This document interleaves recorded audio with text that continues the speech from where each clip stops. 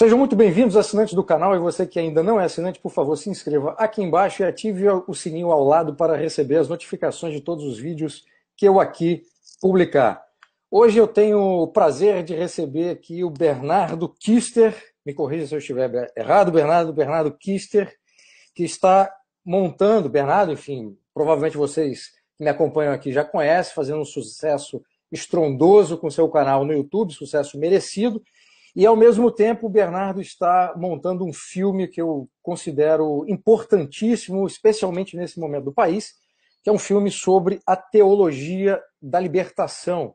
Filme esse que está em processo corrente de crowdfunding e que o Bernardo já está em fase de produção. Bernardo, seja muito bem-vindo. Obrigado, Bruno. Bruno, tá certíssima a pronúncia aí.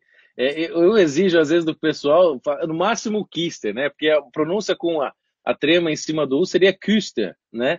Mas tudo bem, eu não vou, o brasileiro já é demais exigir, né? Você com certeza saberia dizer. Pois Mas é, Kister tá ótimo, tá muito bom. é o problema do nome. E como o brasileiro é um troll master, se a gente fala essa pronúncia assim, fazendo bico, já é alvo de todo tipo de gozação, né?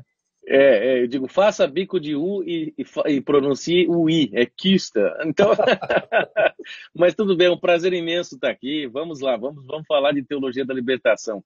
Tem tudo a ver com o que a gente está vivendo agora, né? Exatamente. E na parte, depois que a gente falar do filme, eu queria também fazer essa ponte, Bernardo, sobre aquilo que você levantou em termos de informação e quais são os impactos na política brasileira de hoje. Mas eu queria começar essa nossa conversa te perguntando justamente como é que se inicia a história do filme. Em que momento você parou e pensou assim, bom, preciso fazer o filme tratando de teologia da libertação? O que aconteceu? Bom, aconteceram aquelas denúncias que eu fiz que deu o verdadeiro boom no final de janeiro de 2018, aqui em Londrina, com o 14º Intereclesial das Comunidades Eclesiais de Base. Eu estava aqui em casa, onde eu estou agora, bem no meu escritório onde eu estou aqui, e recebo uma ligação de um amigo meu que me diz assim: Bernardo, me avisaram que tem um monte de pessoal de igreja, de padres, e o pessoal cantando música de Nossa Senhora com camiseta do MST, bandeirinha bandeira gay, não sei o quê, e estão tudo lá perto do Moringão, que é um estádio desses poliesportivo fechado, né? Daí eu falei, tudo bem, mas vou lá investigar. Daí eu peguei meu amigo, o Carlos Nadalim, e nós fomos lá dar uma olhada. Bom, quando nós chegamos lá, era um evento, assim, um comício para o Lula, né? Aí depois nós fomos verificar, investigar o negócio pessoalmente também por internet, porque eles disponibilizaram tudo que eles fizeram, pelo menos as partes públicas, né? Tudo por Facebook, fizeram lives de tudo. Nós assistimos a todas as lives, documentamos tudo e eu fiz aquela série de vídeos que ficou famosa, enfim, literalmente no mundo inteiro, né? Até pessoal da África, da Ásia, etc., bispos, padres entraram em contato comigo. A coisa tomou proporções imensas. E aí, uma amiga do Rio de Janeiro, a Viviane Principal, que já estava terminando de produzir exatamente o documentário do professor Carlos Nogueira, As Artes do Belo, ela entra em contato comigo e fala: Bernardo, você já pensou em fazer um filme sobre isso aí? Final do mês, assim, tinha uma semana, 2 semanas que eu tinha feito isso. Daí eu falei: olha, eu não sei, mas vamos conversar. Ela veio a Londrina, porque ela mora aqui no Paraná, a Viviane Principal, nós conversamos e no final de janeiro eu já tinha dado para ela o que eu imaginava ser a estrutura geral do roteiro, né? Eu dei, vamos dizer, o grosso para ela e ela, obviamente, com o refinamento de compreensão que ela tem das artes do cinema, porque ela é treinada nisso aí, estudou em Portugal, etc., uma pessoa muito bem capacitada para isso aí. Ela montou o roteiro, eu fui ajudando, eu sou uma espécie de diretor de conteúdo do filme também, faço parte, né? Eu entrevisto as pessoas que nós estamos fazendo. Aí nasceu essa ideia a partir de um outro problema, Bruno, que é o seguinte: os vídeos no YouTube, apesar de ter um impacto imenso, eles são efêmeros, né? Então, quem assiste a um vídeo de 5, 6 anos atrás? É difícil. Então, eles têm um pico muito alto, mas muito rápido, né? Então, eles não são long shot, assim, eles não são long term, eles não funcionam a longo prazo. E aí, o que eu pensei? Eu vou fazer o caminho contrário. Em vez de lançar um livro e fazer um filme, eu vou pegar a partir desses vídeos, vou fazer um filme, que daí sim ele entra nas artes de fato, né? Ele entra num aspecto mais perene, né? E depois disso eu já estou planejando lançar um livro, já está praticamente, a linha dorsal dele já está pronta, eu vou precisar só fazer um detalhe ou outro, eu espero que ano que vem, até metade do ano que vem, eu lance o livro, que vai contar o que o filme não pôde contar, porque nós temos uma limitação de tempo, né? E, enfim, e aí nós estamos fazendo isso, então será um combo de ações, né? Maravilha. Aliás, há uma certa tradição desse tipo de projeto, de fazer o documentário e depois fazer o livro, tanto nos Estados Unidos como tem na Inglaterra. Tem uma série, aliás, que eu adoro, recomendo para. Não tem nada a ver com política nem religião, que é a série Civilization, do Kenneth Clark, que justamente foi criada para televisão e depois foi construído, elaborado um filme a partir desse roteiro. Bernardo, quando você começou a fazer os vídeos para o seu canal, e a partir daí, como você mesmo disse, a ideia o projeto nasceu, né, o projeto documentário, qual tipo de informação que você tinha a respeito da teologia da libertação, ou seja, qual era o seu conhecimento? Porque depois eu queria que você, a partir dessa resposta, falasse, a partir do momento em que você começa a pesquisar o tema, se aquilo que você descobriu era ainda pior do que você já sabia ou acabou ratificando informações que você já tinha. Eu tinha uma noção da teologia da libertação prévia, porque eu fui, bom, todo mundo sabe, eu fui protestante, a maioria das pessoas sabe, e quando eu fui protestante, eu estudei num seminário protestante aqui em Londrina, na Faculdade Teológica Sul-Americana, que eles chamam de FTSA, e aqui é um grande berço da teologia da missão integral, que seria a versão protestante da teologia da libertação. Tanto é que na sala de aula nós trabalhávamos muitos autores, os teólogos da teologia da libertação. O João Sobrinho, o Richard Shaw, trabalhávamos com o Gutierrez, trabalhávamos com toda essa turma, Boff, Teilhard de Chardin, tudo. Então eu tinha uma noção, não tinha uma noção profunda da coisa como eu acredito que eu já desenvolvi.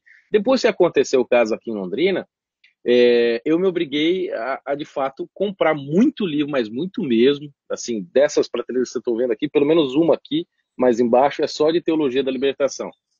E tenho lido o máximo que eu posso dessas coisas e conversado com muita gente. Então, não me surpreendeu tanto, porém, depois que eu comecei as minhas pesquisas e conversei com jornalistas, amigos, bispos, padres, etc., que têm me ajudado, eu posso dizer que, como você até mesmo sugeriu na pergunta, a coisa é muito pior do que a gente pode imaginar, mas muito mesmo, muito mesmo. A profundidade, o enraizamento dessa teologia na sociedade, na cultura, no imaginário das pessoas, é uma coisa que nós levaremos décadas para retirar. No texto de apresentação do filme, no site do crowdfunding, aliás, já indicando aqui, eu vou deixar também no link da descrição, o site é Eles Estão no Meio de Nós, sem os acentos.com, mas o link estará aqui para quem quiser ajudar nessa campanha, Bernardo. Você diz que a teologia da libertação não é a única, mas é um dos grandes responsáveis pelos males do catolicismo brasileiro. Eu queria que você falasse que males são esses. Veja, Sem dar spoiler do filme, obviamente, se você puder falar alguma coisa. Os males da teologia da libertação na igreja. Exato. Tá, o principal deles, e aqui eu pego uma frase do próprio Paulo VI, que muitas vezes é acusado injustamente, ele terminou de conduzir o Concílio Vaticano II em meados de agosto, se não me engano, de 65. Bom, quando foi 3 anos depois, em 68, final de 68, que já tinha acontecido a Revolução Sexual, já tinha acontecido o Concílio de Medellín, né, dos bispos latino-americanos, que teve um papel importante nessa história. Ele já tinha publicado a Humanae Vitae, nós estávamos já com o Muro de Berlim construído, crises de mísseis, dos mísseis cubanos, nós estávamos, assim, foi um ano caótico, né, um ano muito preocupante. Decisivo na história, na nossa história aqui do Ocidente. E aí depois ele chegou a dizer que a fumaça de Satanás tinha entrado na igreja. E o que é que ele quis dizer com isso em primeiro lugar? Que havia uma destruição litúrgica na igreja. o aspecto litúrgico da igreja, a liturgia católica consolidada em milênios, desculpe, estava sendo devastada. E esse é um aspecto que a teologia da libertação promove, junto com outras correntes, tipo o modernismo, né, que foi condenado por São Pio X. Mas o interessante da destruição litúrgica é porque ela destrói o coração mesmo do catolicismo, da fé cristã. Porque a fé cristã começa com a vida de Cristo, a vida, morte e ressurreição de Jesus, mas ela se fixa ancorada na Eucaristia. E a teologia da libertação, como ela é a imanentização da fé, ou seja, ela tira toda a transcendência e joga tudo para a imanência, porque ela importa uma série de preceitos de Marx, de Hegel, o Hegel distorcido, né? Mas de Feuerbach, de Ernst Bloch, etc., e até de muitos progressistas pós-Revolução Francesa, como o padre Boucher, etc., ela acaba tendo uma destruição imensa na liturgia da igreja. Então, a primeira coisa é essa. Ou seja, o lugar onde a pessoa vai para viver a sua fé de fato e participar do sacrifício de Jesus, que é a missa, ele perde todo o seu sentido e vira uma socialização, né? Vira um aspecto social apenas. Ele desacraliza todos os sacramentos. Então, o batismo vira a inclusão na comunidade, a Eucaristia vira a partilha, a confissão vira uma psicologia profunda, a unção dos enfermos vira um momento de compadecimento com a dor do próximo. A ordenação sacerdotal simplesmente não existe porque eles querem acabar com essa história. O Boff fala que isso, num livro dele chamado Eclesiogênese, ele diz que nós tínhamos, ou devemos, aliás, substituir o magistério pelo povo de Deus. Ou seja, não existe mais o magistério da igreja autorizado para dar a interpretação das escrituras, etc., dos dogmas. Existe o povo de Deus que vive a realidade e que precisa, então, fazer uma horizontalização da igreja e acabar com o magistério. Nós temos que substituir as dioceses e os bispos pelas comunidades eclesiais de base. Enfim, é a demolição total da igreja, né? É aquilo que o próprio Bento XVI, né, na época era cardeal Ratzinger, em 84, disse que a teologia da libertação não se enquadra em nenhum tipo de heresia já existente, né? Porque ela é uma nova interpretação global do cristianismo. Então, ela não é como uma heresia tipo o arianismo que diz, olha, Jesus Cristo não é Deus, ele é a maior criatura. Não, ela diz simplesmente, ela reinterpreta tudo à luz da filosofia progressista.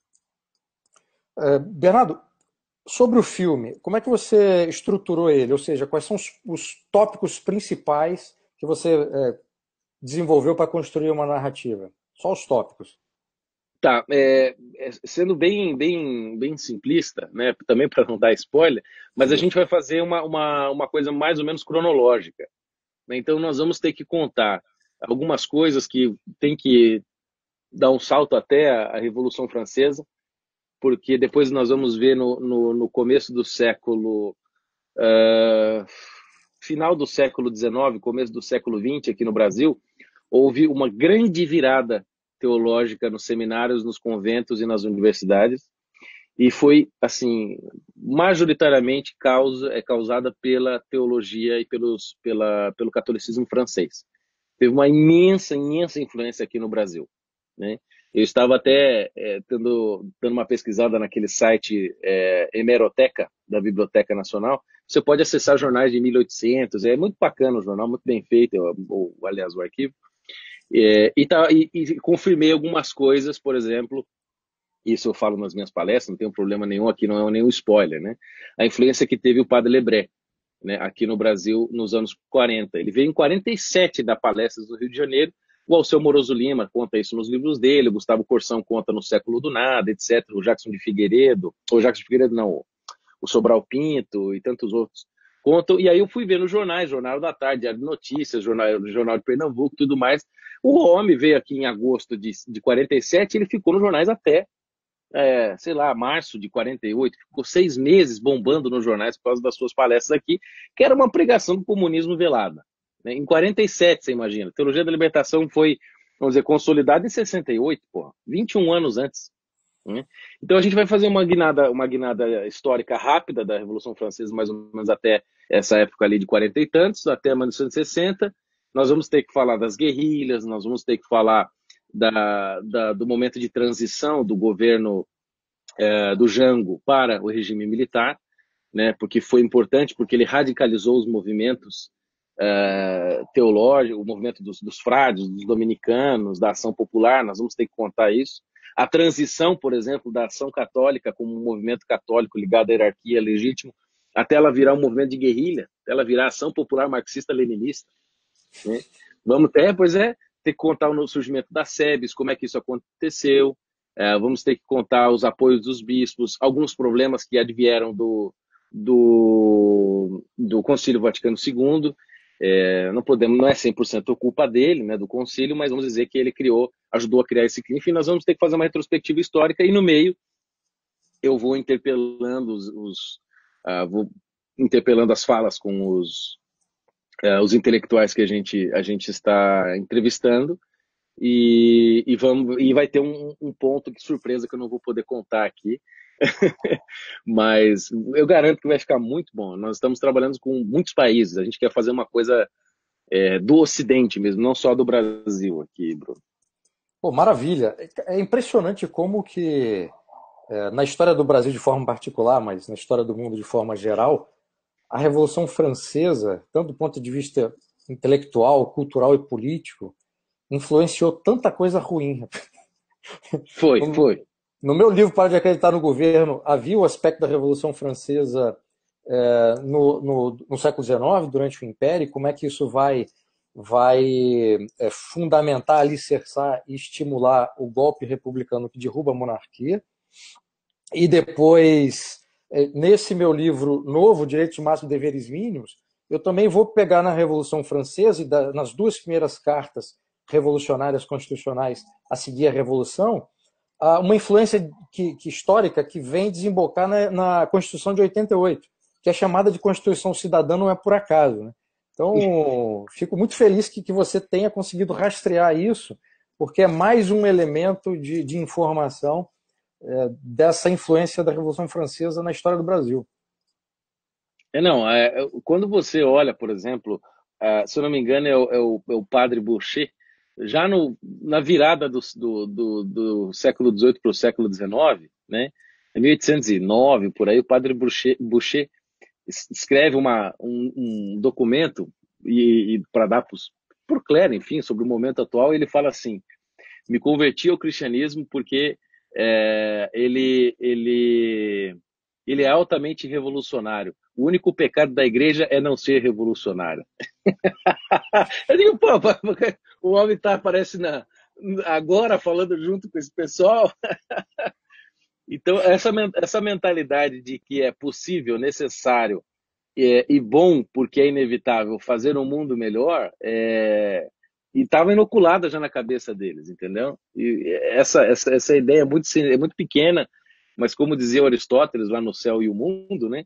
Um pequeno erro no começo vai se tornar um grande erro no final, né? Então, quando você parte de um pequeno erro e você faz um longo trajeto, depois o ângulo vai se abrindo, como na geometria, né?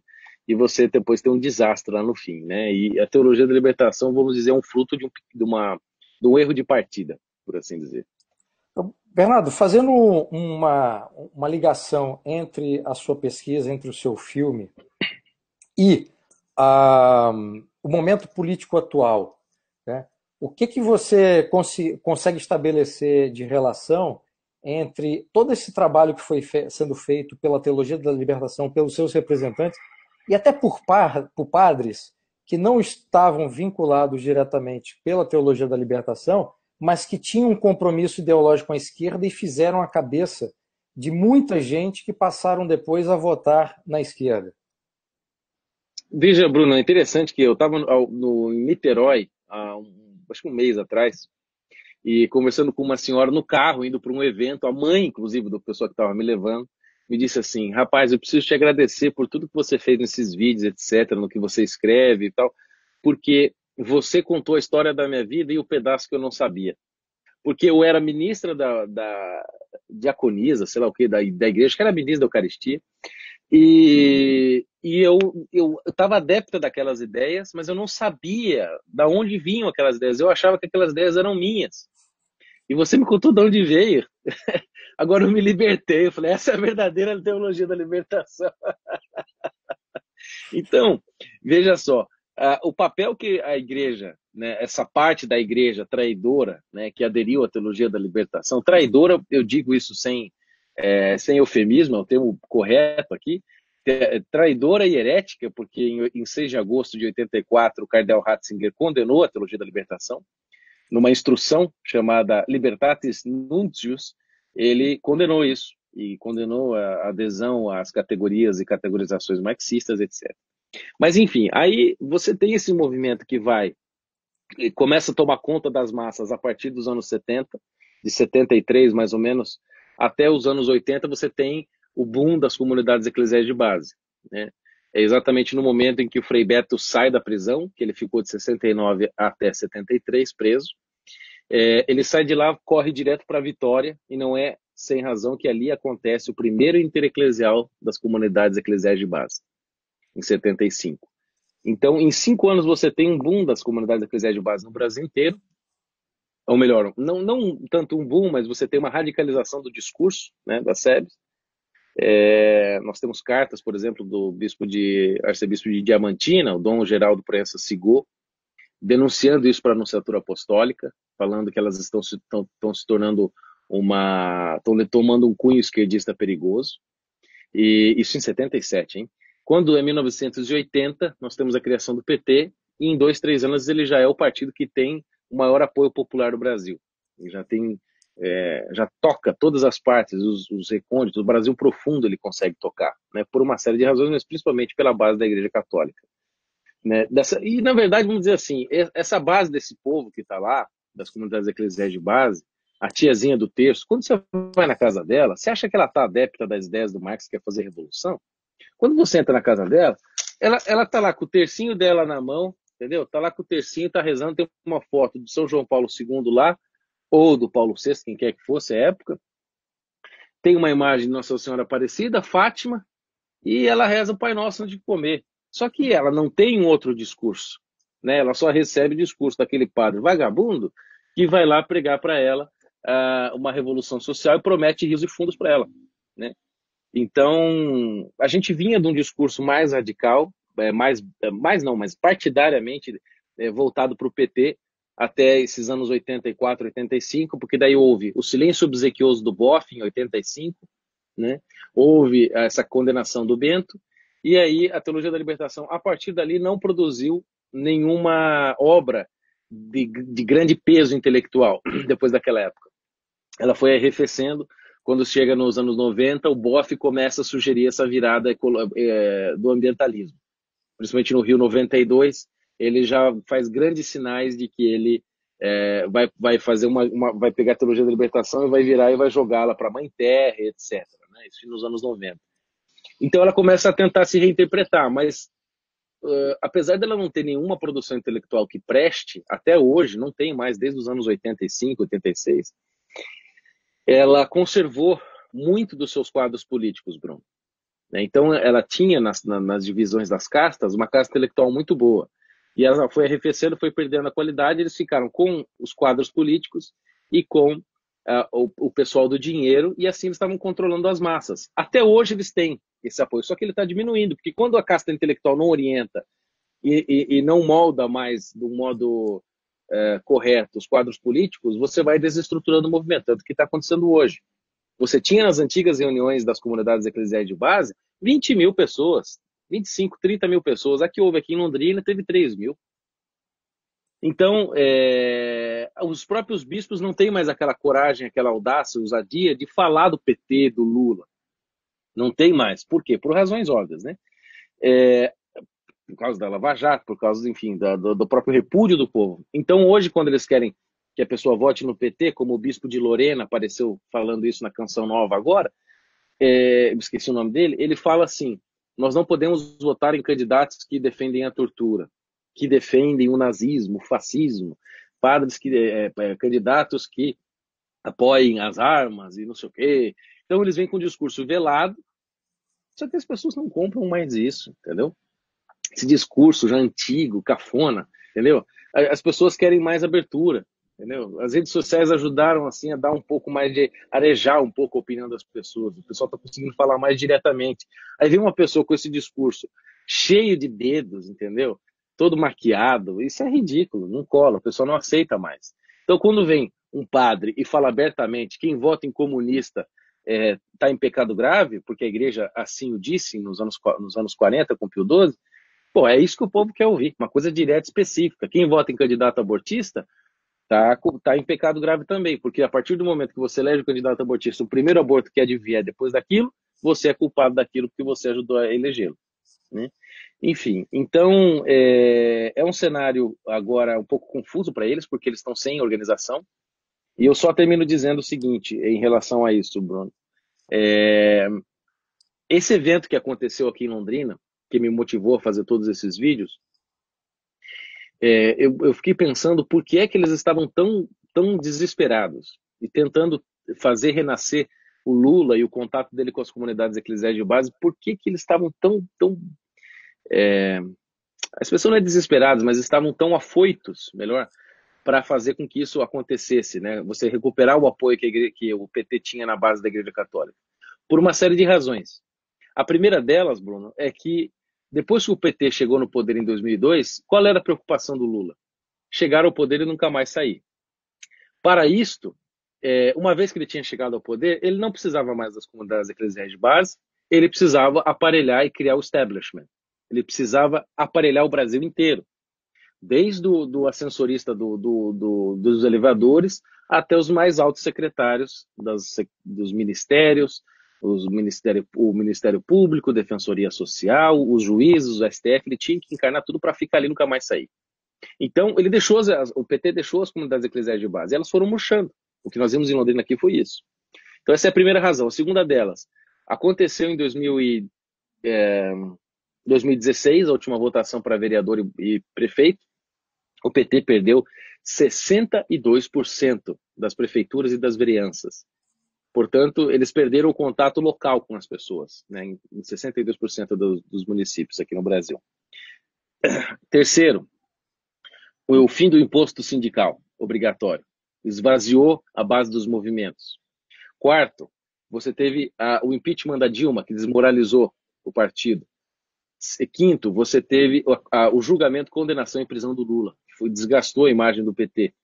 Sexto, você teve o crescimento do movimento liberal conservador a partir de vamos colocar 2012, 2013, que a coisa começou a ferver. Depois você teve ainda o ressurgimento, não só por minha causa, mas por Padre Paulo Ricardo, Padre Zé Eduardo, o Bispo Dom Henrique Soares, Dom Rifan, Dom Fernando Guimarães e tantos outros bispos que estão saindo um pouco mais. O Padre Paulo Ricardo, antigamente era conhecido pela oposição à teologia da libertação. Esse movimento está ressurgindo na igreja. Eu creio que eu também estou fazendo um grande papel nessa história. Então, por uma série de fatores, Bruno, eles estão tentando voltar ao mito fundador. Entendeu? Tentando voltar ao mito fundador do PT. Porque o PT, sem as comunidades eclesiais de base, eles não são nada. Nada, nada, nada. Só que agora o povo acordou. Entendeu? Então, quando a pessoa pega um celular como esse aqui, e hoje na casa dela ela assiste os meus vídeos. Ela não precisa ir somente à paróquia para ouvir o padre. O padre fala uma besteira lá, ela entra aqui no YouTube, assiste o meu canal, assiste o seu, assiste tantos outros, e ela fala: aquele padre lá é um viajado, ele é um comunista. Pronto, acabou. Entendeu? Então o poder que eles tinham se dissolveu. Isso é uma mudança impressionante que aconteceu de baixo para cima, né, Bernardo? Tanto na política e na igreja isso fica muito claro.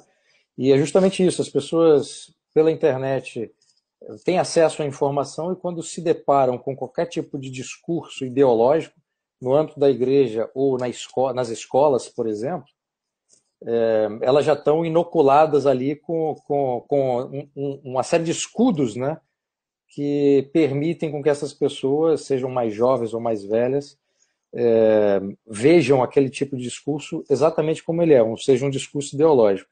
Bernardo, a gente está caminhando para o final aqui, eu queria te perguntar uma coisa. Por um lado, essa exposição toda sua na internet, nos seus vídeos, no Twitter e tal, tem um elemento que eu acho positivo, que é fazer com que muita gente que certamente antes não teria muita coragem de falar ou sequer sabia que o problema existia, ficassem confortáveis para poder te procurar e dividir essas experiências. Por outro lado, eu queria que essa é a minha pergunta, essa exposição sua não tem te atrapalhado a obter informações ou até entrevistar algumas pessoas dentro da igreja? Sem dúvida. Eu vou dizer para você, aconteceu um caso de um padre que nós fomos entrevistar para o documentário, e ele tinha uma viagem marcada e a gente precisou agendar a gravação com muita urgência. Era numa outra cidade, que não aqui em Londrina. Eu liguei para o pessoal da produção, disse, pessoal, tem o fulano de tal, o padre e tal, nós precisamos entrevistá-lo urgente, ele vai viajar dia tal, nós temos 2 dias para organizar isso aí.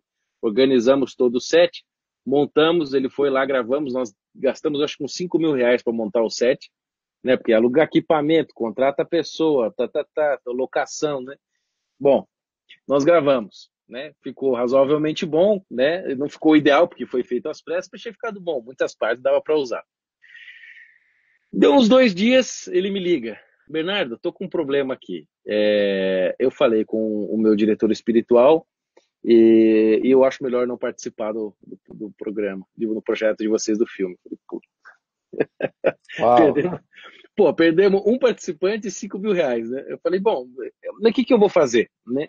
Nós não conseguimos gravar em igreja, não conseguimos gravar em convento. Agora, acesso à informação, isso é uma coisa muito boa que, por um lado, muita gente que poderia me dar não me dá, e por outro, as pessoas confiam em mim. Então, eu tenho bispos, até cardeais, dispostos a me ajudar, né? E falam comigo. Então, as pessoas acham assim, o Bernardo só tem o apoio dos leigos. Grande mentira, Bruno. Olha, o número de padres que eu tenho contato, que me mandam e-mail, me mandam WhatsApp, consegue meu WhatsApp, eu não sei como, né? Deve ter uma rede secreta dos padres que eu não conheço. Grupo Consegue no meu WhatsApp. WhatsApp, Bernardo Krusker. Fico falando mal lá de mim o dia inteiro. Não, não, eu estou falando dos apoiadores, o pessoal que Sim, ficam trocando pode ser. informação para passar depois para você. Pode ser. Bispos do Brasil inteiro, mas não são poucos que me apoiam, entendeu? Religiosos, tem conventos inteiros, mosteiros, etc., que falaram, nós estamos rezando por você, não pare, não pare. Pessoal no Vaticano, dentro da Santa Sé, entendeu? Vocês não fazem ideia. E aí, o legal é o seguinte, essas pessoas ouvem tudo e me contam. Então, o nosso filme chama-se Eles Estão no Meio de Nós, né? Fazendo uma analogia à missa, né? Ele está no meio de nós, né? Agora eu digo, eu estou no meio de vocês, né? Através dos meus passarinhos que estão por todo o Brasil e passando as informações, né? Então tem muita gente disposta a ajudar, nem sempre a aparecer, mas a ajudar. Isso é sensacional. Eu morro de rir, às vezes, quando liga alguém assim, ô Bernardo, pois não, quem é? Eu sou Dom Fulano.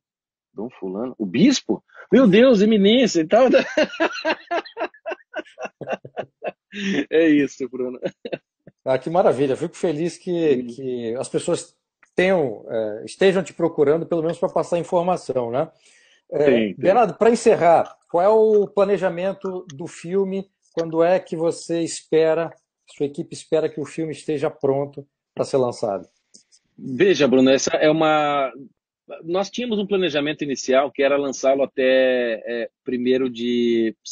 dia 7 de setembro, era a data de lançamento. Por quê? Nós queríamos lançar até as eleições, mas por uma série de problemas de organização do filme, a gente não quis se desesperar, porque o ótimo é o inimigo do bom, né? Também a gente não pode querer ser perfeccionista, mas não dá para também fazer um esculacho.